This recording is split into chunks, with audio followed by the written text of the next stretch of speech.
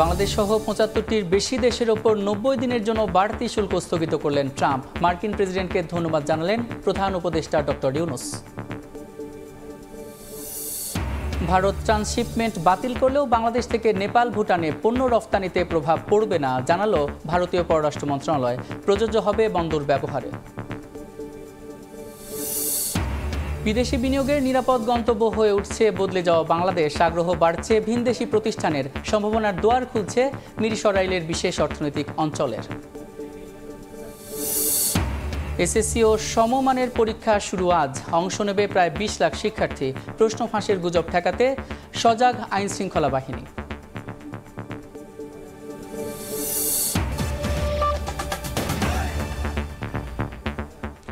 সকালের সময়ের সঙ্গে আছি আমি সাদিক হাসান ইমন।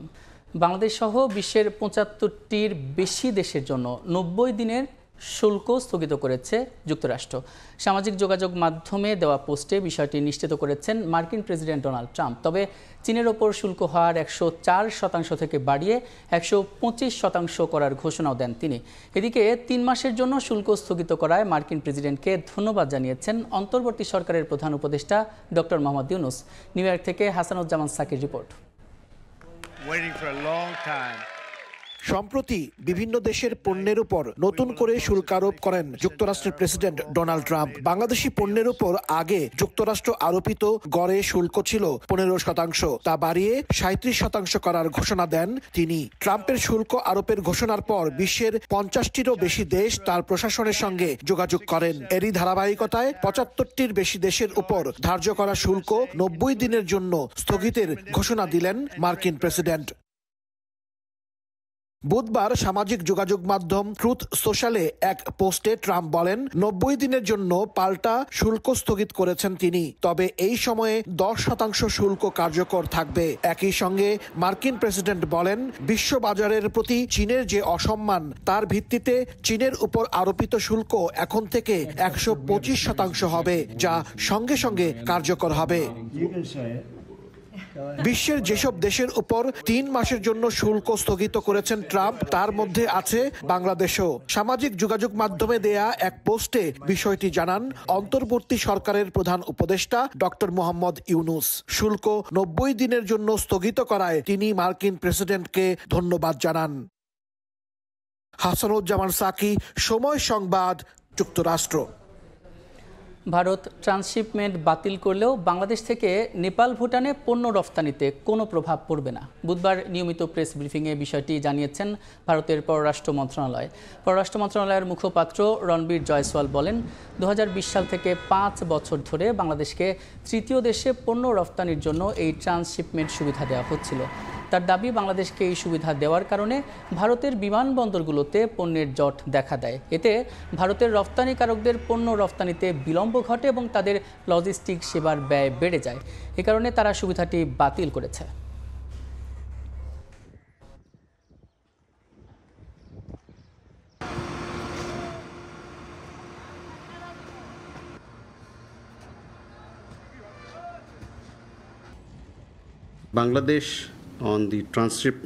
বাংলাদেশে বর্ধিত ট্রান্সশিপমেন্ট সুবিধার ফলে আমাদের বিমানবন্দর এবং বন্দরে উল্লেখযোগ্য জট দেখা দিয়েছে।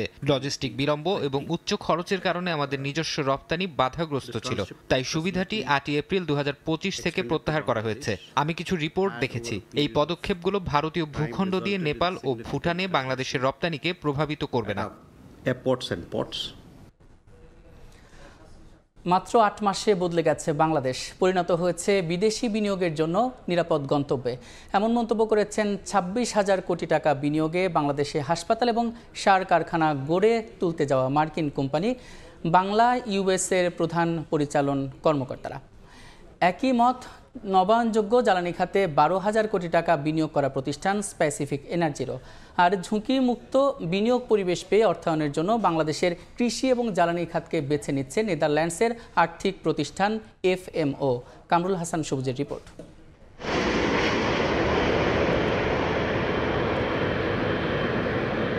বদলে গেছে বাংলাদেশ, বিদেশি বিনিয়োগের জন্য হয়েছে নিরাপদ গন্তব্য। বাংলাদেশ বিনিয়োগ উন্নয়ন কর্তৃপক্ষ বিডার আয়োজনে ঢাকায় 4 দিনের বিনিয়োগ সম্মেলনে অংশ নিয়ে এমন পর্যবেক্ষণই তুলে ধরছেন নামকরা বিদেশি কোম্পানির প্রতিনিধিরা। নামটা হচ্ছে হোপ হসপিটাল। সময় সংবাদের সঙ্গে কথা হয় মার্কিন কোম্পানি বাংলা ইউএস এর প্রধান পরিচালন কর্মকর্তার। জানান $116 কোটি মানে 19,200 কোটি টাকা বিনিয়োগে পূর্বাচলে 300 শয্যার হাসপাতাল করতে যাচ্ছেন তারা। আর $60 কোটি ব্যয়ে চট্টগ্রামে করবেন একটি সার কারখানা। পরে বিনিয়োগ হবে একটি বিশ্ববিদ্যালয় প্রতিষ্ঠায়। আর এ সব পরিকল্পনাই হয়েছে গেল 5 আগস্ট বাংলাদেশ বদলে যাওয়ার পর। I waited for 15 years to come and do something in Bangladesh. So this is the right time. আমরা রিসার্চ করেছি। It has changed a lot, tremendously. আমাদের হসপিটালে থাকবে AI টেকনোলজি and ML এর উপরে। এই টেকনোলজি এখন পর্যন্ত বাংলাদেশে আসেনি। People will love it and it's going to be cheaper than any other hospitals. আমাদের 4টা হেলিকপ্টার থাকবে পেশেন্টদের জন্য, ফ্রি ট্রান্সপোর্ট করব। এবারের সম্মেলনে অংশ নেয়া বিভিন্ন দেশের কোম্পানির প্রতিনিধিরা বিনিয়োগের জন্য প্রাধান্য দিচ্ছেন ওষুধ, নবায়নযোগ্য জ্বালানি ও কৃষি খাতকে। What we know about the country and our history and track record here, we are committed and we are willing to do projects here. 1000 megawatt solar power panel স্থাপন করার জন্য আমরা একটি প্রকল্প নিয়ে কাজ করছি। এটা সরাসরি ইউএসএ ইনভেস্টমেন্ট, প্রায় $1 বিলিয়ন, $1 বিলিয়ন ইনভেস্টমেন্ট হিয়ার। আর্থিক খাতের চলমান সংস্কার কার্যক্রমই বিদেশি বিনিয়োগকারীদের বাংলাদেশমুখী করছে বলে মনে করেন ব্যবসায়ীদের শীর্ষ সংগঠন এফবিসিসিআই এর প্রশাসক। যে জায়গাগুলিতে আননেসেসারি ইনভেস্টরকে ঘোরাঘুরি করতে হয়, যেগুলো কাট ডাউন করার চেষ্টা করা হচ্ছে।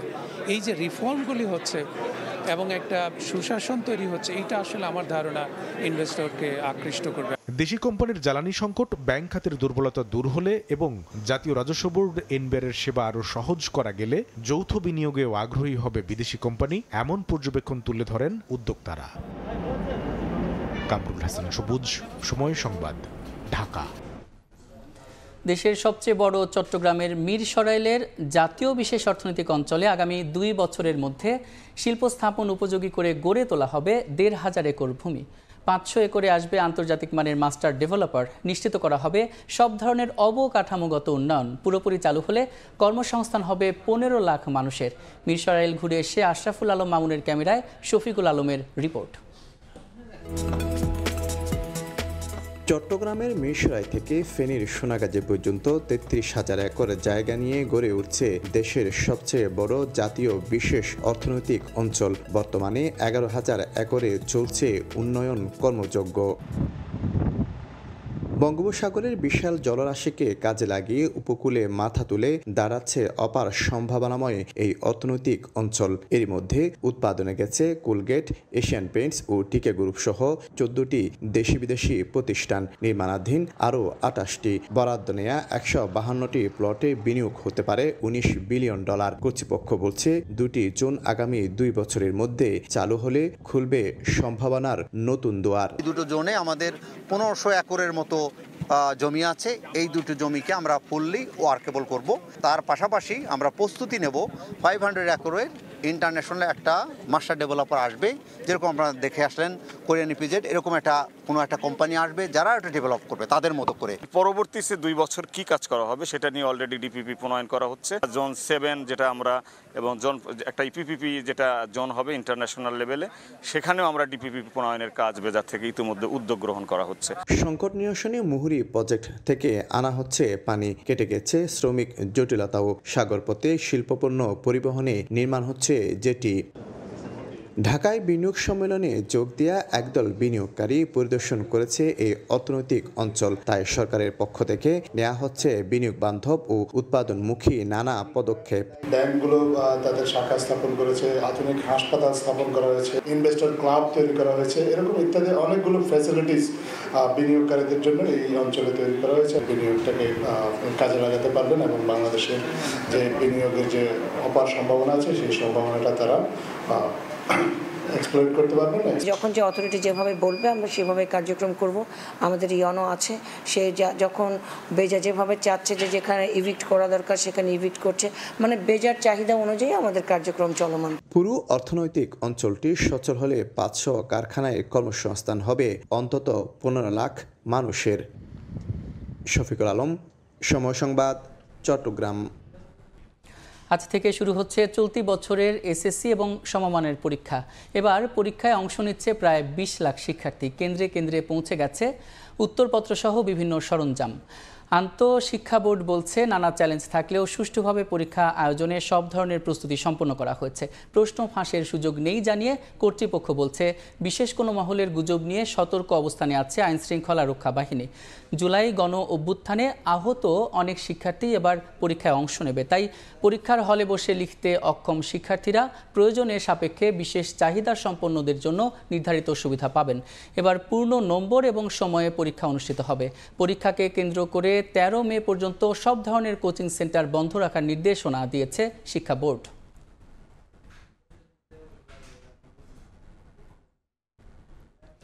সুষ্ঠুভাবে এসএসসি পরীক্ষা আয়োজনে সব ধরনের প্রস্তুতি সম্পন্ন করা হয়েছে। সকাল 10টা থেকে শুরু হবে পরীক্ষা। বিস্তারিত জানাতে এই মুহূর্তে রাজধানীর মতিঝিল সেন্ট্রাল গভর্নমেন্ট হাই স্কুলে আছেন সহকর্মী শাকির আহমেদ। তেজগাঁও থেকে রাইদুল ইসলাম শুভ, বিএফ শাহিন স্কুল অ্যান্ড কলেজের সামনে আছেন ফারুক ভূঁইয়া রবিন, বরিশাল থেকে অপূর্ব অপু এবং রাজশাহী কলেজিয়েট স্কুল কেন্দ্র থেকে যুক্ত হচ্ছেন শাহিন আলম। সরাসরি প্রথমে যাচ্ছি শাকিরের কাছে। শাকির, চলতি বছরে অর্থাৎ 2025 সালের এসএসসি ও সমমানের পরীক্ষা আজ থেকে শুরু হবে। পরীক্ষাটি 10টা থেকে শুরু হওয়ার কথা রয়েছে। আমরা দেখতে পেয়েছি রাজধানীর যে কেন্দ্রগুলো রয়েছে সেই কেন্দ্রগুলোতে কিন্তু ইতোমধ্যেই পরীক্ষার্থীরা আসতে শুরু করেছেন। যদিও পরীক্ষার এখনো পর্যন্ত 2 ঘন্টা বাকি, তারপরেও এখনই কিন্তু পরীক্ষার্থীরা আসতে শুরু করছেন। পাশাপাশি আমরা দেখতে পেয়েছি অভিভাবকদেরও একটি ভিড়ও কিন্তু রয়েছে কেন্দ্রগুলোর সামনে। যদি বলতে যাই, এবার এসএসসি ও সমমানের পরীক্ষায় 11টি শিক্ষা বোর্ড অর্থাৎ কারিগরি ও মাদ্রাসা শিক্ষা বোর্ড সহ 11টি শিক্ষা বোর্ডে কিন্তু 19,28,000 পরীক্ষার্থী অংশগ্রহণ করছে। অর্থাৎ প্রায় 20 লাখ পরীক্ষার্থীর অংশগ্রহণে একটি পাবলিক পরীক্ষা। এটি আসলে দেশের সবচেয়ে বড় পাবলিক পরীক্ষা। সুতরাং এই পাবলিক পরীক্ষাকে কেন্দ্র করে সব ধরনের প্রস্তুতি সেটি কিন্তু ইতোমধ্যেই সম্পন্ন করা হয়েছে বলে জানানো হয়েছে বোর্ডের পক্ষ থেকে। পাশাপাশি আমরা যে কটি কেন্দ্রে ঘুরেছি এবং যে কেন্দ্রগুলোতে গত 2 থেকে 3 দিন ধরে আমরা খবর সংগ্রহ করেছি, প্রতিটি কেন্দ্রেই দেখতে পেয়েছি আমরা যে শতভাগ প্রস্তুতি সম্পন্ন। সবশেষ প্রশ্নপত্রটি আসলে সরকারি ব্যবস্থাপনায় গোপনীয়তার সঙ্গে কেন্দ্রে পৌঁছার যে পালা সেটি বাকি। এবার কিন্তু শিক্ষার্থীদেরকে পরীক্ষা শুরুর 30 মিনিট আগে তাদের কেন্দ্রে প্রবেশ করতে হবে। পরবর্তীতে তারা 30 মিনিট পর তাদের যে সেই সেটটি নির্ধারিত হবে এবং সেই সেট নির্ধারিত হওয়ার পরে কিন্তু তারা তাদের যে পরীক্ষার কার্যক্রম সেটি শুরু করবেন। এই শিক্ষা উপদেষ্টাও কিন্তু রাজধানীর বেশ কয়েকটি কেন্দ্র পরিদর্শন করবেন বলে আমাদেরকে খবর জানানো হয়েছে। তো এখন পর্যন্ত কোনো ধরনের অপ্রীতিকর সংবাদ ছাড়াই এবছরের এসএসসি ও সমমানের পরীক্ষা শুরু হতে যাচ্ছে। খবর জানাতে আরও আছেন আমাদের সঙ্গে রাজধানীতে তেজগাঁয়ে আছেন সহকর্মী রাইদুল শুভ। সরাসরি চলে যাচ্ছি তার কাছে। শাকির, আপনি যেমনটা জানাচ্ছেন যে আজকে কিন্তু যেহেতু প্রথম দিন এসএসসি পরীক্ষা শুরু হচ্ছে, তাই আসলে অনেকটা আগে ভাগেই এই যারা পরীক্ষার্থী রয়েছেন তারা এই কেন্দ্রে আসা শুরু করেছেন। এবং যেমনটা প্রতিবারের মতো এবারও কিন্তু ঢাকা মেট্রোপলিটন ট্রাফিক বিভাগের পক্ষ থেকে, ট্রাফিক পুলিশের পক্ষ থেকে কিন্তু এই শিক্ষার্থীদের দ্রুত কেন্দ্রে পৌঁছে দেওয়া সহ রাস্তার যানজট নিরসন সহ বেশ কয়েকটি পদক্ষেপ কিন্তু তারা হাতে নিয়েছে। এবং আমি যেহেতু আছি তেজগাঁ জোনে কিন্তু ইতিমধ্যে 3টি কুইক রেসপন্স টিমের 15 জন সদস্যকে কাজ করছে। তার মধ্যে মোটরসাইকেল সহ তাদের যেই প্রশাসনের যে গাড়িগুলো ব্যবহার করবে ঠিক মতো যেন সময় মতো কেন্দ্রে পৌঁছে দেওয়া বা যদি প্রবেশপত্র ভুলে যান শিক্ষার্থীরা, সেক্ষেত্রে তারা তাদেরকে সহযোগিতা করবেন। আমরা যেমনটা দেখতে পাচ্ছি যে আসলে একটু আগে ভাগে আসাই শেষ মুহূর্তের প্রস্তুতিটা সেরে নিচ্ছে না শিক্ষার্থীরা। এবং এবার যেমনটা আসলে বলা হচ্ছে যে ডিএমপির পক্ষ থেকে কিন্তু পরীক্ষা কেন্দ্রের 200 গজের মধ্যে এবার কাউকে থাকতে দেওয়া হবে না বলে ডিএমপির পক্ষ থেকে একটি বিজ্ঞপ্তি দেওয়া হয়। এবং সেই বিজ্ঞপ্তিতে বলা হয় যে যদি 144 ধারার কথা কিন্তু উল্লেখ করা হয়েছে এই প্রতিটা পরীক্ষা কেন্দ্রে 200 গজের মধ্যে এই এলাকাগুলোতে। এবং যে বিষয়টি আসলে বলছিলাম যে প্রথম পরীক্ষা সকলের একটা চোখে মুখে দেখা যাচ্ছে কিছুটা চিন্তার একটি ভাব রয়েছে, যেহেতু প্রথম পরীক্ষা হচ্ছে এবার। এবং বর্তমান যে অন্তর্বর্তী সরকারের অধীনে এই প্রথম কিন্তু এসএসসি পরীক্ষা অনুষ্ঠিত হতে যাচ্ছে। শিক্ষার্থীরাও বেশ যেহেতু এবার সেই শিক্ষা ছাত্র আন্দোলনের পুরো পরে এটাই আসলে প্রথম পরীক্ষা অনুষ্ঠিত, সেই জন্য আসলে অনেকেই খুশি আমরা যেমনটি শুনছিলাম। তো এই ছিল আমার কাছে তেজগাঁ এলাকা থেকে সবশেষ আমরা একটু তেজগাঁর অপর একটি কেন্দ্রে যাব, সেখানে আছেন আমাদের সহকর্মী ফারুক ভাইয়া রবিন। আমি এই মুহূর্তে রাজধানীর সিভিল এভিয়েশন স্কুল অ্যান্ড কলেজে আছি। এসএসসি পরীক্ষা কেন্দ্র এখানে একটি রয়েছে এবং এখানে কিন্তু আমরা যেটি দেখতে পাচ্ছি যে এরই মধ্যে কিন্তু যে শিক্ষার্থীরা বা পরীক্ষার্থীরা তারা কিন্তু আসছেন, তারা তাদের যে আসন বিন্যাস সেটি দেখে নেওয়ার চেষ্টা করছেন এবং তারা তাদের যেই আসন যেখানে রয়েছে সেটি খুঁজে নেওয়ার তারা চেষ্টা করছেন। আমি যদি আপনাদেরকে জানাতে চাই যে এই পরীক্ষা কেন্দ্রটিতে অর্থাৎ সিভিল এভিয়েশন স্কুল অ্যান্ড কলেজে মূলত BF Shaheen college Dhaka, BF Shaheen Haji Ashraf Ali school এবং যে মহাকালী মডেল হাই স্কুল, এই কয়েকটি প্রতিষ্ঠানের যে এসএসসি পরীক্ষার্থীদের আসন এই civil aviation school and college পরীক্ষা কেন্দ্রে রয়েছে। কিন্তু আমরা যদিও জানি যে সকাল 10টা নাগাদ পরীক্ষা শুরু হবে, কিন্তু এরই মধ্যে বিভিন্ন যে পরীক্ষার্থীরা রয়েছেন তারা কিন্তু চলে এসেছেন এবং তাদের সঙ্গে যারা অভিভাবক রয়েছেন তারাও কিন্তু এখানে রয়েছেন এবং এই পরীক্ষার্থীরা তারা কিন্তু যে শেষ সময়ের যে প্রস্তুতি সেটি আসলে যে সেরে নেওয়ার চেষ্টা করছেন।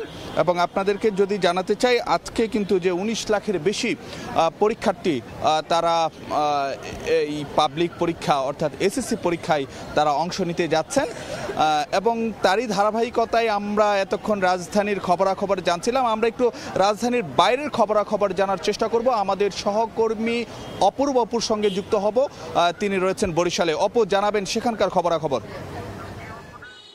রাজধানী ঢাকার মতোই আজ সারা দেশে একযোগে এসএসসি সমমানের পরীক্ষা শুরু হবে। নির্ধারিত সময় সকাল 10টা। আমি আছি বরিশাল শহরের ব্রজভবন স্কুলের সামনে। বরিশাল শিক্ষা বোর্ডের অধীনে এবছর এই পরীক্ষায় 84,303 জন পরীক্ষার্থী অংশ নেবেন বলে জানিয়েছেন বরিশাল শিক্ষা বোর্ডের চেয়ারম্যান প্রফেসর মোহাম্মদ ইউনুস। সকাল 10টায় পরীক্ষা শুরু হবে, তবে তার আগেই এখন সকাল 8টা বাজে। 8টার পরপরই আমরা দেখেছি যে বিভিন্ন শিক্ষার্থীরা এবং অভিভাবকরা স্কুলের সামনে এসে, পরীক্ষা কেন্দ্রের সামনে এসে তারা জড়ো হয়েছেন। বরিশাল বিভাগের 6 জেলায় এবার 1491টি বিদ্যালয়ে মোট পরীক্ষার্থী, যেটি বরিশাল শিক্ষা বোর্ড থেকে জানানো হয়েছে 84,303 জন।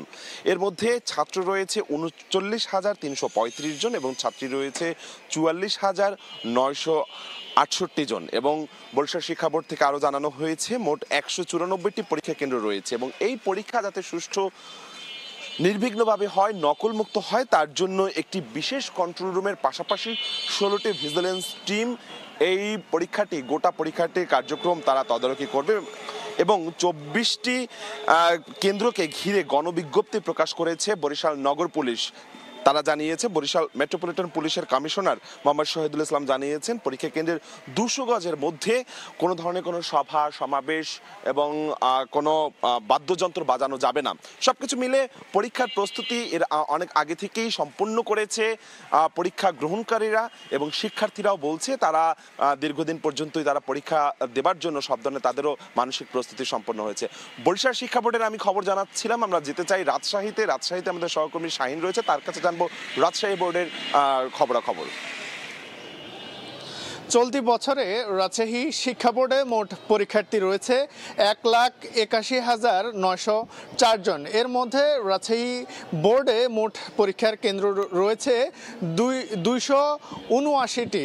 আমরা এই মুহূর্তে রাজশাহী মহানগরীর কলেজিয়েট স্কুল কেন্দ্রে রাজশাহী কলেজিয়েট স্কুল কেন্দ্রে অবস্থান করছি। এখন 8টা বেজে 8টা পার হয়েছে, তবে এখন পর্যন্ত কোনো পরীক্ষার্থী এখন পর্যন্ত পরীক্ষা কেন্দ্রে আসে নাই, কারণ পরীক্ষা শুরু হবে সকাল 10টা নাগাদ। সারা দেশের ন্যায় রাজশাহীতেও একযোগে এই পরীক্ষা অনুষ্ঠিত হবে। আমরা খোঁজ নিয়েছি, রাজশাহী শিক্ষা বোর্ডের সঙ্গে আমরা যোগাযোগ করেছি। সংশ্লিষ্টরা আমাদেরকে জানিয়েছেন রাজশাহী মহানগরীর মধ্যে মোট 27টি কেন্দ্র রয়েছে। এই 27টি কেন্দ্রে সকাল 10টা নাগাদ বাংলা পরীক্ষার মধ্য দিয়ে পরীক্ষা শুরু হবে এবং বোর্ড সংশ্লিষ্টরা আমাদেরকে জানিয়েছেন সবগুলো কেন্দ্রে তারা সকল ধরনের প্রস্তুতি প্রস্তুতি তারা সম্পূর্ণ রেখেছেন।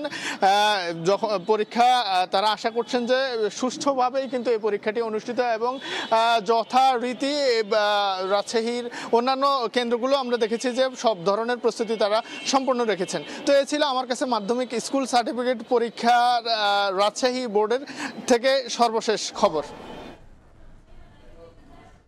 কিছুক্ষণ পরে শুরু হবে এসএসসি পরীক্ষা এবং সেই পরীক্ষা ঘিরে নানা রকম খবরাখবর জানাতে সরাসরি দেশের বিভিন্ন প্রান্তের কেন্দ্র থেকে যুক্ত ছিলেন সহকর্মীরা। পিলখানা হত্যাকাণ্ডে বিস্ফোরক দ্রব্য নিয়ন্ত্রণ আইনের মামলার আজ তৃতীয় দফায় জামিন আদেশ হওয়ার কথা রয়েছে। বেলা 11টায় কেরানীগঞ্জ কেন্দ্রীয় কারাগার সংলগ্ন অস্থায়ী আদালতে বিচারিক কার্যক্রম শুরু হবে। গেল 13 মার্চ 239 জনের জামিন আবেদন করেন আসামিপক্ষের আইনজীবীরা, কিন্তু নথি জটিলতায় আদেশের তারিখ ইতোমধ্যে 3 দফা পেছানো হয়। এর পাশাপাশি সাক্ষ্য গ্রহণের কথাও রয়েছে আজ। এ পর্যন্ত 287 জন সাক্ষীর জবানবন্দি গ্রহণ করা হয়েছে এই মামলায়।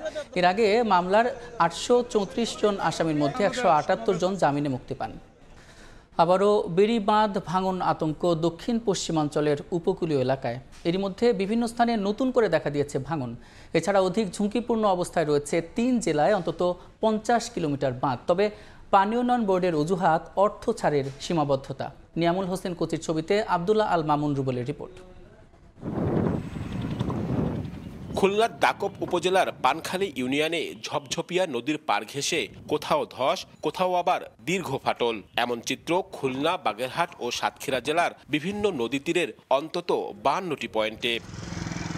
পানি উন্নয়ন বোর্ডের তথ্য মতে দক্ষিণ পশ্চিমাঞ্চলের এ 3 উপকূলীয় জেলায় 2006 কিলোমিটার বেড়িবাঁধ রয়েছে।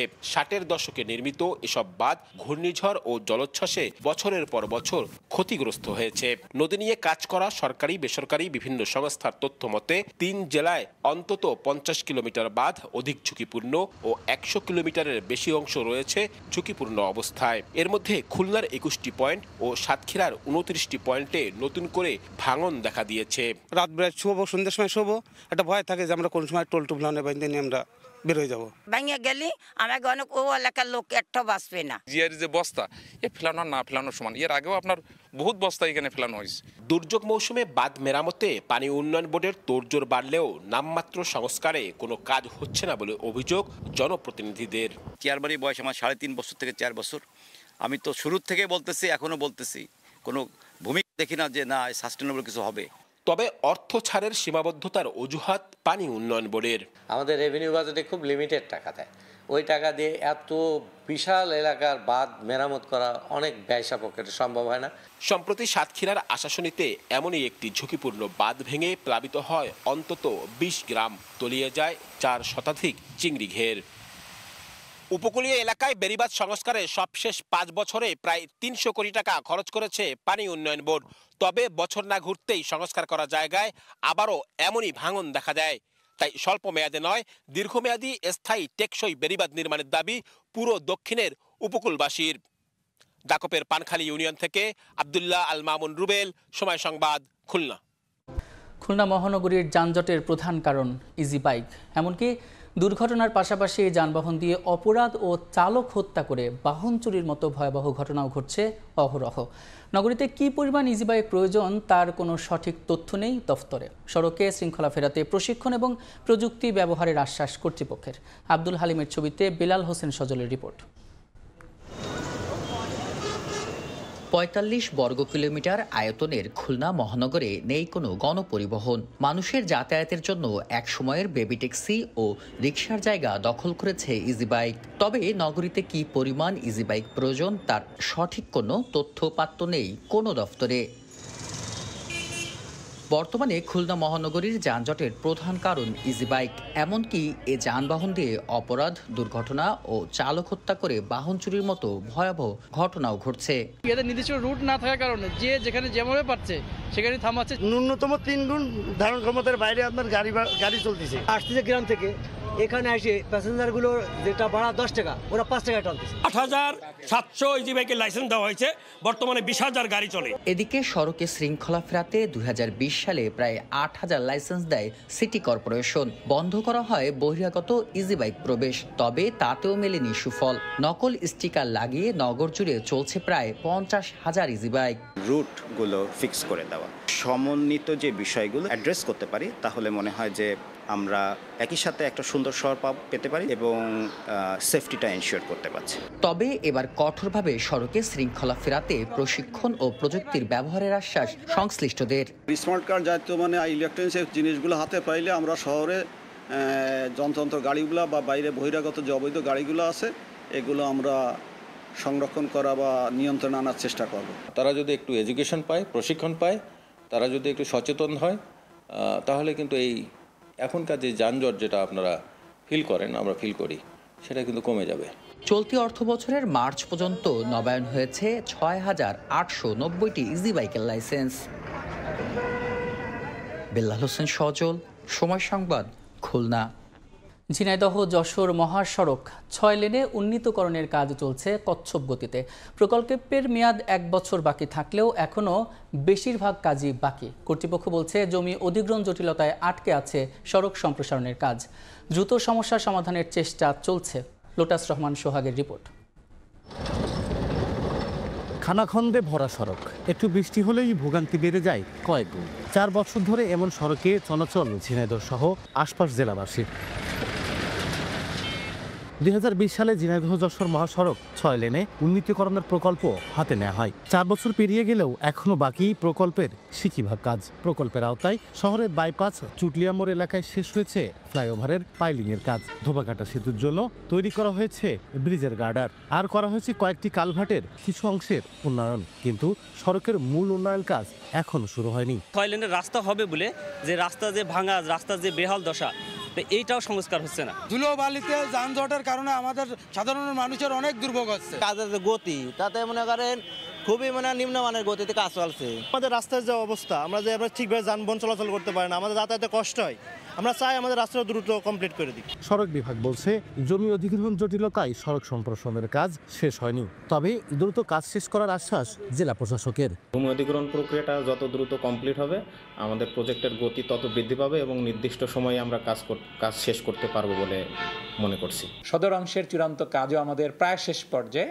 সামান্য কিছু হয়তোবা মন্ত্রণালয়ে আমরা লিখেছি, সেটা আবার জবাব আসবে। আমরা আশাবাদী যে আগামী 1 থেকে 1.5 মাসের মধ্যে আমাদের সদর অংশেরও সকল কাজ আমরা ক্লোজ করতে পারবো। 2020 সালের 24 নভেম্বরে শুরু হওয়া প্রকল্পটি 2026 সালের জুনে শেষ হওয়ার কথা রয়েছে।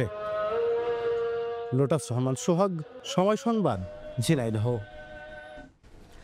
8 বছর আগে খুলনাকে ভিক্ষামুক্ত জেলা ঘোষণা করা হলেও কাজে আসছে না পুনর্বাসনের উদ্যোগ। সংশ্লিষ্টরা বলছেন, একদিকে পুনর্বাসন কার্যক্রম পর্যাপ্ত ছিল না, অন্যদিকে ভিক্ষাবৃত্তিকে অনেকে বাণিজ্য হিসেবে নিয়ে ফিরছে আগের পেশায়। তবে জেলা প্রশাসন বলছে ভিক্ষাবৃত্তি কমাতে কাজ চলছে।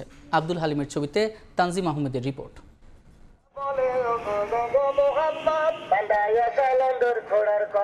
2017 সালে দেশের প্রথম জেলা হিসেবে খুলনাকে ভিক্ষুকমুক্ত ঘোষণা করেছিল জেলা প্রশাসন। তবে সে ঘোষণা শুধু কাগজেই সীমাবদ্ধ, বাস্তব চিত্র সম্পূর্ণ ভিন্ন। প্রতিনিয়ত নগরীর অলিগলি, পথঘাট, বাস টার্মিনাল, রেল স্টেশন, হাসপাতাল, মার্কেট সহ সর্বত্র হাত পাচ্ছেন অসংখ্য ভিক্ষুক।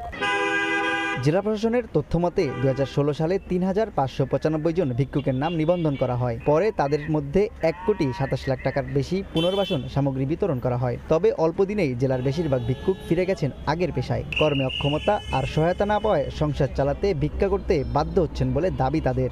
কেউ রাগ করে, কেউ গালাগালি করে, এইভাবে দিন যাচ্ছে। আমাকে 5,000 টাকা ঘর ভাড়া দেওয়া লাগে, এই ইনকাম করে 300 টাকা 400 টাকা, এতে তো হয় না।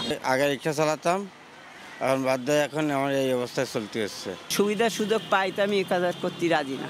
নাগরিক সমাজের প্রতিনিধিরা বলছেন, ভিক্ষাবৃত্তিকে অনেকে বাণিজ্য হিসেবে নিয়ে ফিরেছে আগের পেশায়। ভিক্ষুকদের আইনের আওতায় এনে তাদের পুনর্বাসন করা, বা অন্যান্য যে বিষয়গুলো আছে, আইনও রয়েছে, সেটিতে বাস্তবায়ন না হওয়ার কারণে বলা চলে এক ধরনের যে কর্তৃপক্ষের একটা দায়সারা গোছের একটা উদ্যোগ, এবং সেই উদ্যোগটা নিয়ে সুপরিকল্পিত পরিকল্পনা না থাকার কারণে আসলে সেটি ভেস্তে যায়।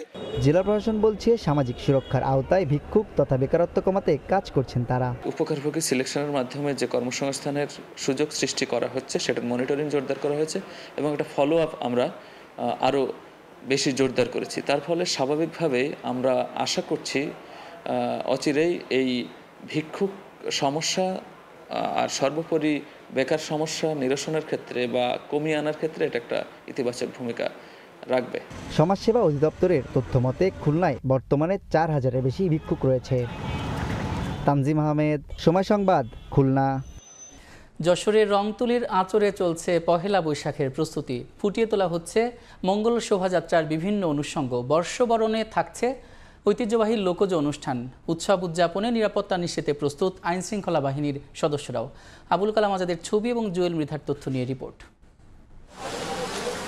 3 দিন পরে বরণ করা হবে বাংলা নতুন বছর। এজন্য চলছে জোর প্রস্তুতি। তৈরি করা হচ্ছে পুতুল, পাখি, মুখোশ সহ নানা অনুষঙ্গ। বাংলা নববর্ষ বরণের সুদীর্ঘ ইতিহাস রয়েছে মঙ্গল শোভাযাত্রার সূতিকাগার সাংস্কৃতিক তীর্থপীঠ যশোরে। ঐতিহ্যের ধারাবাহিকতায় প্রতি বছরের ন্যায় বিভিন্ন সাংস্কৃতিক সংগঠন বাংলা বর্ষ বরণে নানা আয়োজন রাখে, আর সে লক্ষ্যেই চলছে সব প্রস্তুতি। বিশেষ করে উৎসবের প্রস্তুতিতে উদীচী, পুনশ্চ, বিবর্তন সহ বিভিন্ন সাংস্কৃতিক সংগঠনে চলছে গান, নাচ, নাটক ও গীতিনাট্যের মহড়া। সেই সাথে চলছে মঙ্গল শোভাযাত্রার জন্য নানা অনুষঙ্গ তৈরির কাজ। যত্নে রাখি এ ধরনের এই থিমের উপরে নির্ভর করে আমরা এবারে শোভাযাত্রার সামগ্রিক প্রস্তুতি গ্রহণ করেছি। হাজার বছরের যে বাঙালি সংস্কৃতি, সেই বহমান সংস্কৃতিকে সামনের দিকে এগিয়ে নিয়ে যান। যশোরের 30টির অধিক সাংস্কৃতিক সংগঠন সাড়ম্বরে তাদের কার্যক্রম চালাচ্ছে। সমস্ত নৃগোষ্ঠীর জাতি উপজাতি সবাইকে আদর, সবার কৃষ্টিকে আদরে গ্রহণ করার। এবারের বৈশাখ উদযাপনকে নির্বিঘ্ন করতে সব ধরনের নিরাপত্তা ব্যবস্থা গ্রহণ করা হয়েছে বলে জানিয়েছেন জেলা প্রশাসক। আমাদের আইন শৃঙ্খলার সাথে যারা জড়িত আছেন তাদের পক্ষ থেকেও বিভিন্ন রকমের যে গোয়েন্দা তথ্য নেওয়ার দরকার সেগুলো তারা নিয়েছে। একটা সুন্দর পরিবেশে অত্যন্ত, যেটা আমরা বলছি যে ইনক্লুসিভ ভাবে সকল ধর্মমতের মানুষ যেন এখানে সম্মিলিতভাবে অংশগ্রহণ করতে পারে, সে ব্যাপারে আমরা আমাদের প্রস্তুতি রয়েছে। সাংস্কৃতিক অনুষ্ঠানের পাশাপাশি বর্ষবরণ উপলক্ষে যশোরের সাংস্কৃতিক সংগঠনগুলো তাদের কার্যালয় চত্বরে মিষ্টি মুখের আয়োজন রেখেছে। সময় সংবাদ, যশোর। সুন্দরবনে চলছে মধু সংগ্রহ। পাস নিয়ে দলে দলে বনে ঢুকছেন মোয়ালরা। তবে ঈদের কারণে এবছর কার্যক্রম 1 সপ্তাহ পর শুরু হয়েছে। এদিকে লাভ বাড়াতে সহজ শর্তে সরকারি ঋণের দাবি মোয়ালদের, আর অবৈধভাবে মধু সংগ্রহ রোধে সতর্ক অবস্থানে বন বিভাগ। মমতাজ আহমেদ বাপির পাঠানো তথ্য এবং ছবি নিয়ে রিপোর্ট। প্রতি বছর 1 এপ্রিল সুন্দরবনে মধু আহরণের জন্য অনুমতি দেয়া হলেও এবার ঈদুল ফিতরের কারণে তা 1 সপ্তাহ পেছানো হয়। অনুমতি পেয়ে এখন মোয়ালরা ছুটছেন সুন্দরবনে। বছরে প্রায় 3000 মোয়াল অনুমতি নিয়ে সুন্দরবনে মধু আহরণে যায়। মধু সংগ্রহে রয়েছে ঝুঁকি, ডাঙায় রয়েছে বাঘ আর জলে কুমির। আহরণ করা মধু অর্ধেক দামে বিক্রি করতে হয় ঋণ দেয়া মহাজনদের কাছে। সহজ শর্তে সরকারি ঋণের দাবি মোয়ালদের। মহাজনরা বলছেন সংগ্রহের পর আলোচনা করে মোয়ালদের কাছ থেকে নেওয়া হয় মধু। খলসি আছে, গরান আছে, আবার আস্তে আস্তে বিভিন্ন ফুলের মধু আসবে। 15-20 মন হতে পারে, 10 মন হতে পারে, 5 মন হতে পারে। 15 দিনই 1,500 টাকা নেয় মাথা পিছি। বিশাল বহুত শাক পাওয়া যায়, তাহলে ধরেন 20 মনও হয় অনেক সময়। মাঝনরা কাটে 14,000-15,000 টাকা মন। যেমন যাতে কুমিরের ভয়, বাঘের ভয়, সন্ত্রাসী ডাকাতের ভয়, এর ভিতর দিয়ে আমরা ইনকাম করে আমাদের সংসার, পরিবার, আহলবর্গের মুখে আমরা আহার যোগাই। সরকার আমাদের যদি কিছু ঋণ পাতি দেয়, দিলি দেখা যায় হাতে মহাজন পায় হাতে 20,000, আর সরকারের নেয় 5,000 কম দিয়ে টাকাটা আমরা উসুল করে তুলি দিলাম, পুঁতি খাবে। মধুর দাদন দিছি একটা নৌকার 4,05,000। গত বছর 20,000 টাকা, মনে এবছর ওইরকম 22-23 এরকমই দাঁড়াবে। ভরা মৌসুমে অবৈধভাবে মধু সংগ্রহ রোধে সতর্ক আছে বন বিভাগ। অবৈধভাবে যারা মধু আহরণ করে সেই ব্যাপারে আমাদের নজরদারি আছে এবং কঠোরভাবে টহল করা হচ্ছে। বন বিভাগের দেয়া তথ্য মতে সাতক্ষীরা রেঞ্জ থেকে এবছর 1500 কুইন্টাল মধু ও 400 কুইন্টাল মোম আহরণের লক্ষ্যমাত্রা নির্ধারণ করা হয়েছে। সময় সংবাদ, সাতক্ষীরা। সকালের সময়ের শীর্ষ সংবাদগুলো জানিয়ে দিচ্ছে আরেকবার। বাংলাদেশ সহ 75টির বেশি দেশের ওপর 90 দিনের জন্য বাড়তি শুল্ক স্থগিত করলেন ট্রাম্প। মার্কিন প্রেসিডেন্টকে ধন্যবাদ জানালেন প্রধান উপদেষ্টা ডক্টর ইউনূস। ভারত ট্রান্সশিপমেন্ট বাতিল করলেও বাংলাদেশ থেকে নেপাল ভুটানে পণ্য রফতানিতে প্রভাব পড়বে না, জানালো ভারতীয় পররাষ্ট্র মন্ত্রণালয়। প্রযোজ্য হবে বন্দর ব্যবহারে। এবং এসএসসি এবং সমমানের পরীক্ষা শুরু আজ। অংশ নেবে প্রায় 20 লাখ শিক্ষার্থী। প্রশ্ন ফাঁসের গুজব ঠেকাতে সজাগ আইনশৃঙ্খলা বাহিনী।